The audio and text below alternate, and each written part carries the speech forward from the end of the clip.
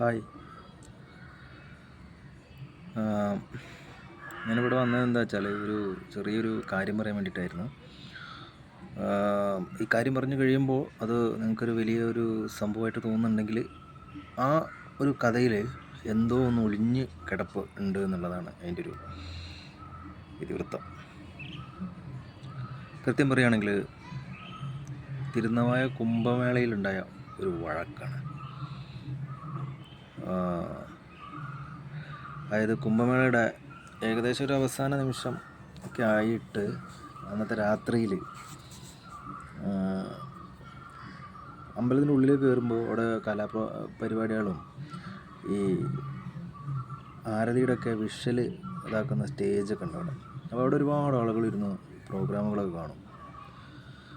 അങ്ങനെ ഞാനും അതിലൊരു ആളായിട്ട് അവിടെ നിന്ന് കാണുമായിരുന്നു. ഒരുപാട് സമയം ഇങ്ങനെ കണ്ട് കാലൊക്കെ കഴക്കുന്നുണ്ട്. എല്ലാ സീറ്റിലും ആളാണ്. അങ്ങനെ എങ്ങനെയൊക്കെയോ ഒരു സീറ്റ് കിട്ടി. ഞാനവിടെ പോയിരുന്നപ്പോൾ കുറേ ആളുകൾ ആരതി കഴിയുന്നതിന് മുമ്പേ വീട്ടിൽ പോകുമല്ലോ. കുറേ ദൂരത്തു നിന്നൊക്കെ വന്ന ആളുകൾ ട്രെയിനിൻ്റെ സമയമായിട്ട് അങ്ങനെയൊക്കെ ആയിട്ട് പോകുമല്ലോ. അപ്പോൾ അങ്ങനെ ഒരുപാട് ആളുകൾ സ്റ്റേജിന് മുന്നിൽ കൂടെ ഒരു വഴി ഉണ്ട്.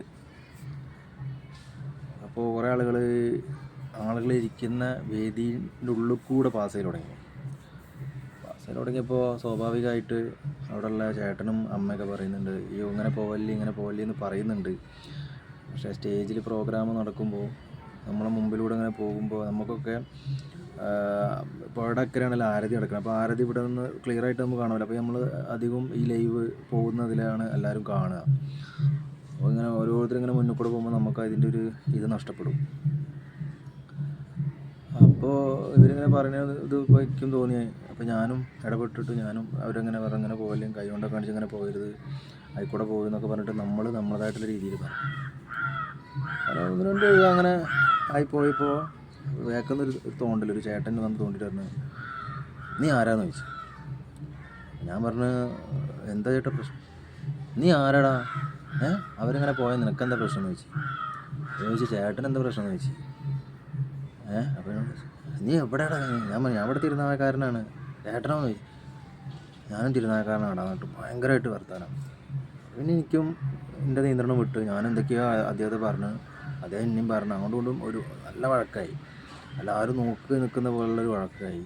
നമ്മളറിയുന്ന ചില അമ്മമാരെന്നെ രഞ്ജിത്തെ അടങ്ങി നിൽക്കുക, അത് ഇതാക്കുക എന്നൊക്കെ പറഞ്ഞിട്ട് അങ്ങനെ ഒരുവിധം ഇതായപ്പോൾ പെട്ടെന്നൊരു ചേട്ടൻ ഒരു കാർഡായിട്ട് വന്നു. എന്താണ്, ഞാൻ പോലീസാണ്. ആദ്യം ഒഫീഷ്യൽ ഡ്രസ്സിലൊന്നും എഴുതില്ല, ഞാൻ പോലീസാണ്, ഞങ്ങളിങ്ങനെ വഴക്കിടുകയാണെന്ന് ഞാൻ നിങ്ങളെ പുറത്താക്കുമെന്ന് പറഞ്ഞു. അപ്പോൾ ഞാൻ പറഞ്ഞു, സാർ ഒരു നിമിഷം, പുറത്താക്കുന്നതിന് മുമ്പ് ഈ പ്രശ്നം എന്തിനാണ് ഉണ്ടാക്കിയെന്നുള്ള ആളോട് പോയി ചോദിക്കും. ഞാനിവിടെ പതിവ് പോലെ വന്നിരുന്ന് പ്രോഗ്രാം കാണുകയാണ്. ഒരു തെറ്റും ചെയ്യാതെ സാറ് എന്തിനാണ് ഇങ്ങനെ എന്നോട് പറയുന്നത്? അത് എന്താണ് ഉണ്ടാക്കിയ ആളോട് സംസാരിക്കും. അപ്പോൾ അദ്ദേഹം എന്നൊക്കെ പറഞ്ഞിട്ട് അദ്ദേഹം പോയി. നമ്മളും ഒതുങ്ങി അവിടെ ഇരുന്ന് പ്രശ്നം അവിടെ തീർന്നു. പക്ഷെ മനസ്സിൻ്റെ ഉള്ളിൽ എന്തോ ഒരു ഇതുണ്ടാവുമല്ലോ സ്വാഭാവികമായിട്ട്. കുറച്ച് കഴിഞ്ഞപ്പോൾ ഞാൻ അവിടെ നിന്ന് എണീറ്റ് പോയിട്ട് ആ തോണിയൊക്കെ എടുക്കുന്ന അവിടെ പോയി കുറേ നേരം അവിടെ ഇങ്ങനെ നിന്ന്. അപ്പോൾ ഇങ്ങനെ മനസ്സിങ്ങനെ പറയുന്നുണ്ട്, വീട്ടിൽ പോയാലോ, ഇങ്ങനെ അവിടെ പോവാം എന്ന് വിചാരിച്ച് കുറേ അങ്ങനെ. പിന്നെ പക്ഷെ മനസ്സ് അനുവദിക്കണില്ല. പിന്നെ കടവിൻ്റെ ബലിതർപ്പണമൊക്കെ നടത്തുന്ന അവിടേക്ക് വന്നിട്ട് അവിടെ ഇങ്ങനെ കുറച്ച് നേരം നിന്ന്.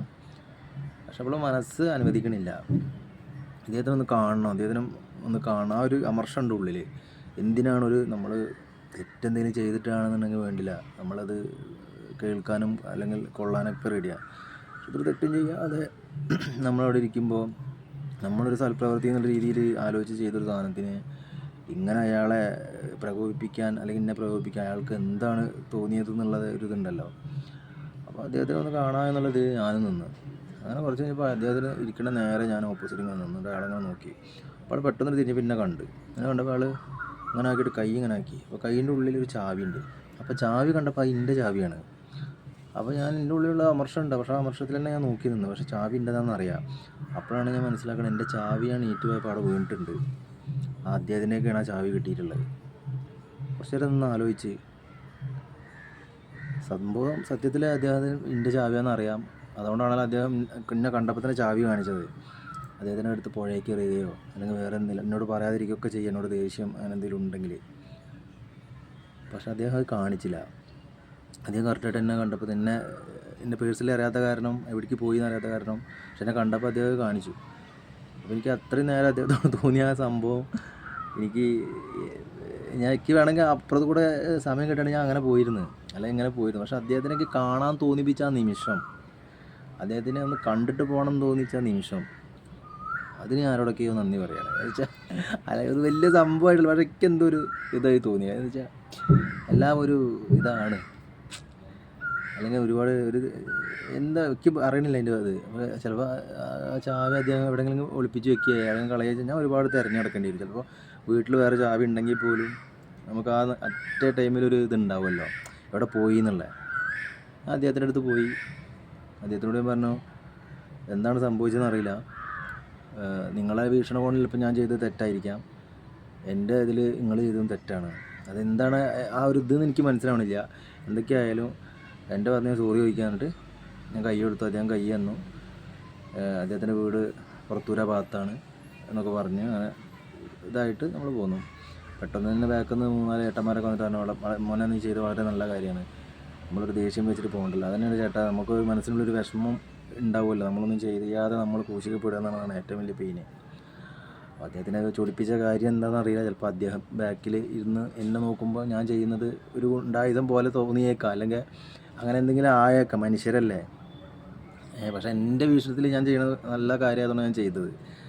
നമ്മൾ കൃത്യമായിട്ട് മറ്റുള്ളവർക്ക് ഡിസ്റ്റർബ് ആവണ്ടല്ലോ വെച്ചിട്ടാണ് നമ്മൾ ചെയ്യുന്നത്. അപ്പോൾ ചില മനുഷ്യർ എന്ന് പറയുന്നത് അങ്ങനെയാണ്. ചിലപ്പോൾ അത് മതി, എന്താ പറയുക, രണ്ട് പേര് തമ്മിൽ അടിച്ച് ഇതാവാൻ. ചിലപ്പോൾ ഒരു നിമിഷത്തിൽ ആ 2 പേര് നല്ല സൗഹൃദമാവും. പക്ഷെ എന്തുകൊണ്ടോ അങ്ങനെ സംഭവിച്ചു. അപ്പോൾ അതിലെന്തോ ഒരു ഇതുണ്ടെന്ന് തോന്നിപ്പോയി. അപ്പോൾ ഇങ്ങനെ ഞാൻ നിങ്ങളുമായി ഷെയർ ചെയ്താലോ എന്ന് ആലോചിച്ചു. കാരണം 2 ദിവസം മുമ്പ് നടന്ന സംഭവമാണ്. അപ്പോൾ അങ്ങനെ ഷെയർ ചെയ്താണ്. എന്തുകൊണ്ടോ ഷെയർ ചെയ്യണം തോന്നി. നിങ്ങൾക്ക് കേട്ടിട്ട് എന്തെങ്കിലും ഒരു ഇതുണ്ടെന്നുണ്ടെങ്കിൽ മാത്രം അയക്കുക, അല്ലെങ്കിൽ വിട്ട് കളഞ്ഞേക്കും. Okay, thank you.